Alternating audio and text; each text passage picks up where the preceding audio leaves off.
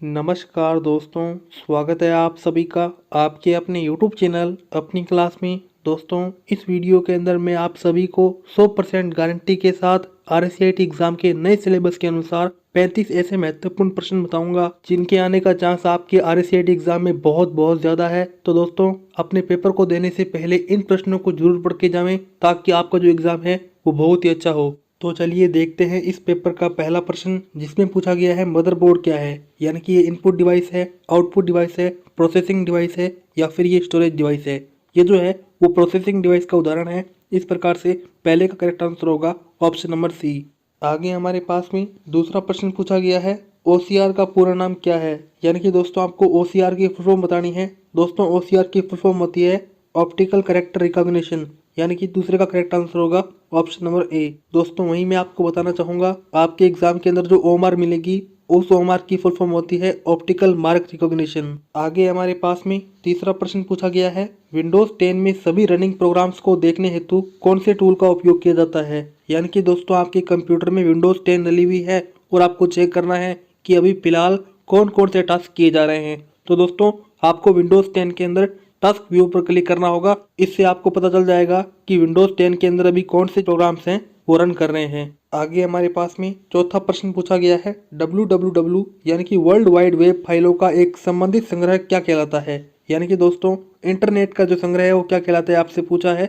तो दोस्तों इंटरनेट के अंदर क्या होती है, वेबसाइटें होती है। तो इस प्रकार से चौथे का करेक्ट आंसर होगा ऑप्शन नंबर डी, वेबसाइट। आगे हमारे पास में पांचवा प्रश्न पूछा गया है, निम्न में से कौन सा एक मोबाइल वॉलेट का उदाहरण नहीं है। तो दोस्तों हमारे पास में पहला ऑप्शन ए है पेटीएम। तो दोस्तों पेटीएम क्या होता है, मोबाइल वॉलेट का उदाहरण होता है। और वहीं ऑप्शन बी है मोबीक्विक। दोस्तों मोबीक्विक ऐप भी है, वो भी क्या है, मोबाइल वॉलेट का उदाहरण है। उसी प्रकार से ऑप्शन सी है स्टेट बैंक बड़ी। तो दोस्तों SBI बैंक द्वारा ये मोबाइल वॉलेट जारी किया गया है, यानी कि ये भी क्या है, मोबाइल वॉलेट का उदाहरण है। तो दोस्तों हमारे पास में ऐसा कोई भी ऑप्शन नहीं है जो कि मोबाइल वॉलेट का उदाहरण ना हो। इस प्रकार से करेक्ट आंसर होगा ऑप्शन नंबर डी, इनमें से कोई नहीं। आगे हमारे पास में छठा प्रश्न पूछा गया है, कौन सी ऑनलाइन जॉब सर्च करने की वेबसाइट नहीं है। तो दोस्तों हमारे पास में पहला ऑप्शन ए है naukri.com। दोस्तों naukri.com क्या है, ऑनलाइन जॉब सर्च करने की वेबसाइट है, क्योंकि इसमें तरह तरह की जॉब के नोटिफिकेशन आते रहते हैं। उसी प्रकार से monster.com, इस पर भी हम अपनी जॉब है वो सर्च कर सकते हैं। लेकिन दोस्तों सरकारी भारत.com किसी भी प्रकार की वेबसाइट नहीं है जिससे हम जॉब सर्च कर सकें। तो यानी कि करेक्ट आंसर होगा छठे का ऑप्शन नंबर बी।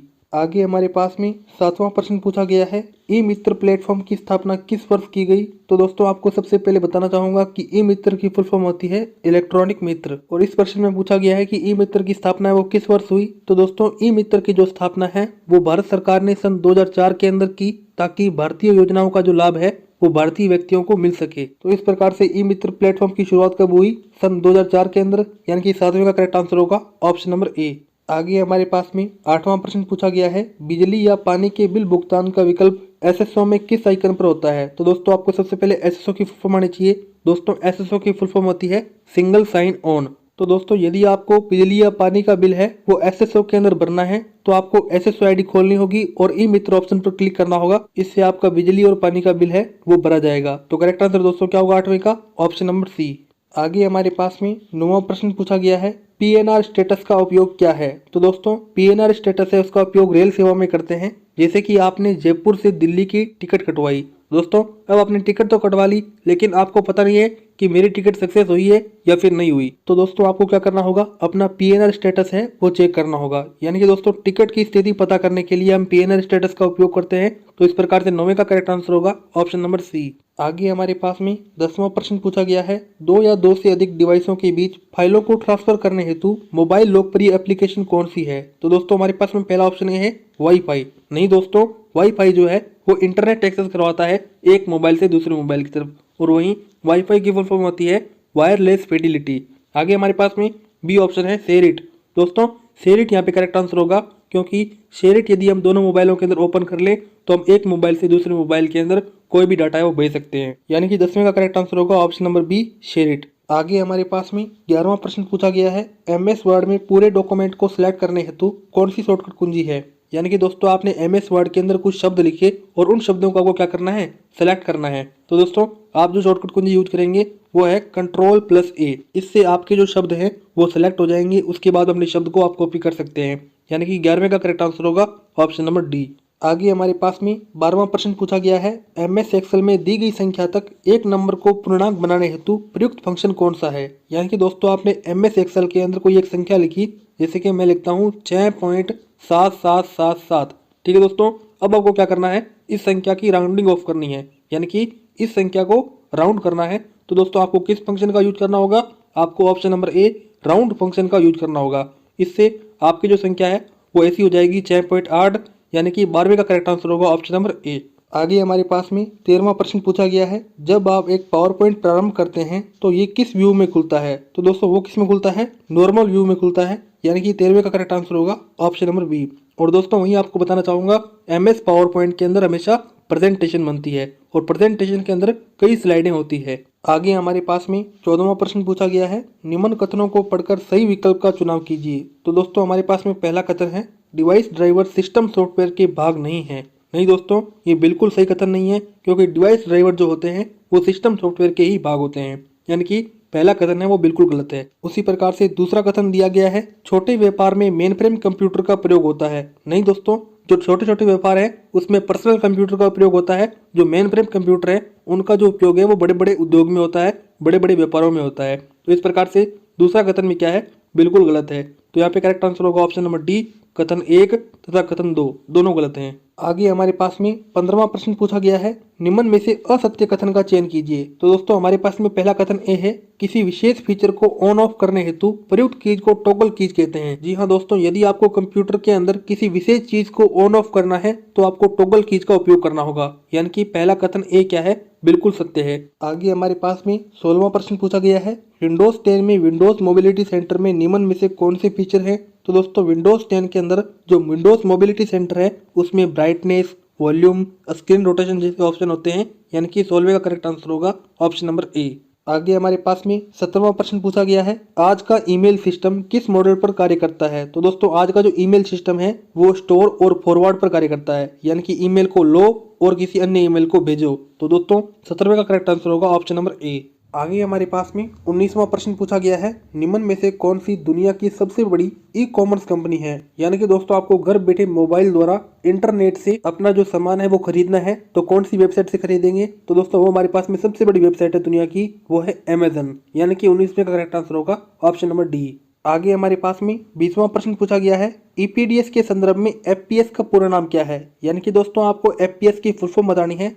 दोस्तों आपको FPS की फुल फॉर्म बताने से पहले EPDS की फुल फॉर्म बताना चाहूंगा। दोस्तों EPDS की फुल फॉर्म आती है इलेक्ट्रॉनिक पब्लिक डिस्ट्रीब्यूशन सिस्टम, यानी कि दोस्तों ये क्या है, ये राशन कार्ड योजना है, इसी के द्वारा आपको राशन मिलता है। और वहीं यदि आपको मैं FPS की फुल फॉर्म बताऊं तो दोस्तों FPS की फुल फॉर्म होती है फास्ट पेमेंट सिस्टम। तो यहाँ पे आप ऑप्शन नंबर डी देख सकते हैं, फास्टर पेमेंट सिस्टम क्या है, 20वें का करेक्ट आंसर है। आगे चलते हैं, हमारे पास में 21वां प्रश्न पूछा गया है, आप SSO के माध्यम से कौन सा कार्य नहीं कर सकते। तो दोस्तों पहला ऑप्शन ये है रोजगार विभाग में पंजीकरण, यानी कि दोस्तों कोई भर्ती आई और उसमें आपको आवेदन करना है तो दोस्तों वो तो आप SSO से कर सकते हैं। उसी प्रकार से अगला ऑप्शन बी है ड्राइविंग लाइसेंस के लिए अप्लाई करना। नहीं दोस्तों, आप SSO पर ड्राइविंग लाइसेंस के लिए अप्लाई नहीं कर सकते। तो इस प्रकार से करेक्ट आंसर क्या होगा, ऑप्शन नंबर बी, यानी कि SSO से आप अपना जो कार्य है वो नहीं कर सकते। कौन सा नहीं कर सकते, ड्राइविंग लाइसेंस नहीं बना सकते। आगे हमारे पास में 22वां प्रश्न पूछा गया है, आयकर रिटर्न ऑनलाइन भरने हेतु किस फॉर्म की आवश्यकता होती है। यानी कि दोस्तों यदि आपको ऑनलाइन इनकम टैक्स भरना है तो आपको फॉर्म नंबर 16 है वो भरना होगा, यानी कि 22वें का करेक्ट आंसर होगा ऑप्शन नंबर ए। आगे हमारे पास में 23वां प्रश्न पूछा गया है, एप्पल के आईफोन में कौन सा ऑपरेटिंग सिस्टम होता है। तो दोस्तों एप्पल जो कंपनी है वो खुद का एक ऑपरेटिंग सिस्टम चलाती है जिसका नाम है iOS, यानी कि 23वें का करेक्ट आंसर होगा ऑप्शन नंबर सी। आगे हमारे पास में 24वां प्रश्न पूछा गया है, MS वर्ड में किसी पेज की साइज को जूम करने का विकल्प किस टैब में होता है। यानी कि दोस्तों आपको MS वर्ड में एक डॉक्यूमेंट दे दी गई और आपको कहा है कि इस डॉक्यूमेंट को जूम कीजिए, तो दोस्तों आप किस पर क्लिक करेंगे, आप MS वर्ड में व्यू टैब पर क्लिक करेंगे और उसके बाद भी अपनी जूम है वो कर सकते हैं। आगे हमारे पास में 25वां प्रश्न पूछा गया है, MS एक्सेल के अंदर ऐसा चार्ट जो समय के साथ परिवर्तन एवं इन परिवर्तनों के योग दोनों को दर्शाता हो। तो दोस्तों MS एक्सेल के अंदर वो चार्ट है एरिया चार्ट। तो आप देख सकते हैं ऑप्शन नंबर डी दे रखा है एरिया चार्ट, यानी कि 25वें का करेक्ट आंसर होगा ऑप्शन नंबर डी। आगे चलते हैं, हमारे पास में 26वां प्रश्न पूछा गया है, एक पावर पॉइंट प्रेजेंटेशन में पहले से एक सेव नेम फाइल 1.pptx को किसी दूसरे नाम फाइल 2 PPTX में सेव करने हेतु कौन सा विकल्प का यूज करेंगे। यानी कि दोस्तों आपने एक पावर पॉइंट प्रेजेंटेशन बनाई और उसका नाम है वो पहले से रख दिया गया, अब आपको क्या करना है, उस नाम को चेंज करना है। तो दोस्तों आप किस पर क्लिक करेंगे, आप ऑप्शन नंबर सी पर क्लिक करेंगे, सेव एज। यानी कि सेव एज ऑप्शन पर क्लिक करके आप किसी भी प्रेजेंटेशन का जो नाम है वो दोबारा लिख सकते हैं। आगे हमारे पास में 27वां प्रश्न पूछा गया है, निम्न में से कौन से कथन सत्य हैं। तो दोस्तों हमारे पास में पहला ऑप्शन ए है, संचार व्यवस्था बढ़ाने हेतु सुपर कंप्यूटर प्रयुक्त होते हैं। नहीं दोस्तों, यदि आपको संचार व्यवस्था बढ़ानी है तो आपको सामान्य कंप्यूटर PC का ही उपयोग कर लेना होगा, कोई सुपर कंप्यूटर की आवश्यकता नहीं है। तो इस प्रकार से पहला कथन है वो बिल्कुल गलत होगा। आगे हमारे पास में दूसरा कथन दिया गया है, मेमोरी सॉफ्टवेयर कंपोनेंट का भाग है। जी हाँ दोस्तों, जो मेमोरी होती है वो सॉफ्टवेयर कंपोनेंट का भाग होती है। तो इस प्रकार से दूसरा कथन है वो बिल्कुल सत्य होगा और 27वें का करेक्ट आंसर क्या होगा, ऑप्शन नंबर बी। आगे हमारे पास में 28वां प्रश्न पूछा गया है, कंप्यूटर हार्डवेयर तथा यूजर के बीच मध्यस्थता का कार्य करता है। यानी कि दोस्तों हार्डवेयर और यूजर के बीच में जो कार्य करता है उसे क्या बोलते हैं दोस्तों, उसे बोलते हैं ऑपरेटिंग सिस्टम। यानी कि 28वें का करेक्ट आंसर होगा ऑप्शन नंबर ए। आगे हमारे पास में 29वां प्रश्न पूछा गया है, एक जीमेल आईडी uniquecomputers@gmail.com से दूसरी जीमेल आईडी rkcl@gmail.com पर कितनी फाइल अटैचमेंट कर भेज सकते हैं। तो दोस्तों आपसे अटैचमेंट डाटा पूछा है। तो दोस्तों जीमेल के अंदर जो अटैचमेंट डाटा होता है वो होता है 25 MB तक। यानी कि दोस्तों आप 25 MB तक फाइल है वो एक साथ भेज सकते हो जीमेल के अंदर।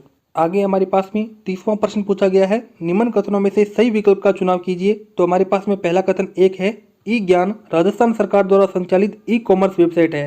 नहीं दोस्तों, ई ज्ञान जो है वो राजस्थान सरकार द्वारा चलाई गई कोई भी E-कॉमर्स वेबसाइट नहीं है, बल्कि ई ज्ञान क्या है, ई ज्ञान से हम कोई भी ज्ञान ले सकते हैं, कोई भी नॉलेज ले सकते हैं, वहां पे हमें सभी बुकें मिलेगी। आगे हमारे पास में दूसरा कथन दिया गया है, हैशटैग से आप अपने ट्वीट में किसी कैटेगरी या कीवर्ड को जोड़ सकते हैं। जी हाँ दोस्तों, ये बिल्कुल सही कथन है, क्योंकि ट्विटर में क्या होता है, हैशटैग होता है, और यदि हम हैशटैग के आगे कोई भी शब्द लिखें तो वो हमारी कैटेगरी के ट्वीट को प्रदर्शित करता है। जैसे कि मैं लिखता हूँ यहाँ पे हैशटैग किसान आंदोलन, तो होगा क्या दोस्तों, जो हमारा किसान आंदोलन है उसकी तरफ से ट्वीट चला जाएगा। तो दोस्तों ये कथन क्या है, बिल्कुल सत्य है। तो देखिए हमारे पास में ऑप्शन नंबर डी है, कथन एक गलत और कथन 2 क्या है, सही है। तो इसमें का करेक्ट आंसर क्या होगा, ऑप्शन नंबर डी। आगे हमारे पास में 31वां प्रश्न पूछा गया है, बैंक खाते के साथ आधार कैसे लिंक करवा सकते हैं। तो दोस्तों हमारे पास में पहला ऑप्शन ए है, नेट बैंकिंग का उपयोग करके। जी हाँ दोस्तों, नेट बैंकिंग का उपयोग करके आप अपने बैंक अकाउंट को आधार कार्ड से लिंक करवा सकते हो। उसी प्रकार से आवेदन पत्र भर के उसको बैंक में जमा करवा कर। जी हाँ दोस्तों,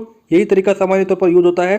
तो दोस्तों ये दोनों के दोनों तरीके क्या है, बिल्कुल सही है। इन दोनों के माध्यम से आप अपने बैंक अकाउंट को आधार कार्ड से लिंक करवा सकते हो। यानी कि 31वें का करेक्ट आंसर होगा ऑप्शन नंबर सी, ए तथा बी दोनों तरीकों से। आगे हमारे पास में 32वां प्रश्न पूछा गया है, डिवाइस किस सुविधा का उपयोग करके अपने मोबाइल हॉटस्पॉट से कनेक्ट होते हैं। तो दोस्तों वो सुविधा है मोबाइल के अंदर वाईफाई, इसकी फुल फॉर्म होती है वायरलेस फिडिलिटी। आगे चलते हैं, हमारे पास में 33वां प्रश्न पूछा गया है, वर्ड में फाइंड व रिप्लेस का ऑप्शन किस टैब में शो होता है। यानी कि दोस्तों आपको MS वर्ड के अंदर एक डॉक्यूमेंट दे दी गई और आपको कोई शब्द है वो फाइंड करना है या कोई एक शब्द है वो रिप्लेस करना है। तो दोस्तों आप क्या करेंगे, आप MS वर्ड के अंदर होम टैब पर क्लिक करेंगे और उसके बाद में आपको फाइंड और रिप्लेस का ऑप्शन है वो मिल जाएगा। यानी कि 33वें का करेक्ट आंसर होगा ऑप्शन नंबर सी। आगे हमारे पास में 34वां प्रश्न पूछा गया है, MS एक्सेल के संदर्भ में असत्य कथन का चयन कीजिए। तो दोस्तों हमारे पास में पहला कथन ए है, एक्सेल में डिफॉल्ट ओरिएंटेशन पोर्ट्रेट होता है। जी हाँ दोस्तों, MS एक्सेल के अंदर हमेशा डिफॉल्ट ओरिएंटेशन है वो क्या होता है, पोर्ट्रेट होता है। तो दोस्तों ये क्या है, बिल्कुल सही कथन है। उसी प्रकार से बी कथन दिया गया है,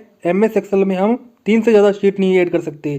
तो दोस्तों ये कथन क्या है, बिल्कुल असत्य है, क्योंकि हम MS एक्सेल के अंदर कितनी भी शीटें हैं वो ऐड कर सकते हैं। तो दोस्तों इस प्रश्न में हमसे पूछा है कि असत्य कथन कौन सा है। तो दोस्तों असत्य कथन क्या होगा, ये वाला, यानी कि 34वें का करेक्ट आंसर होगा ऑप्शन नंबर बी।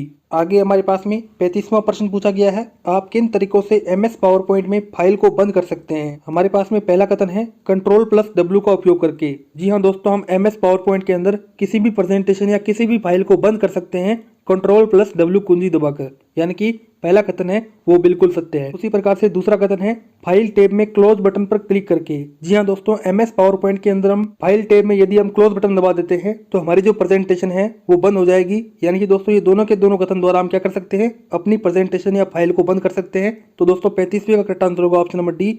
1 तथा 2 दोनों कथन क्या है, सही है। दोनों तरीकों से हम अपनी फाइल है उसे बंद कर सकते हैं।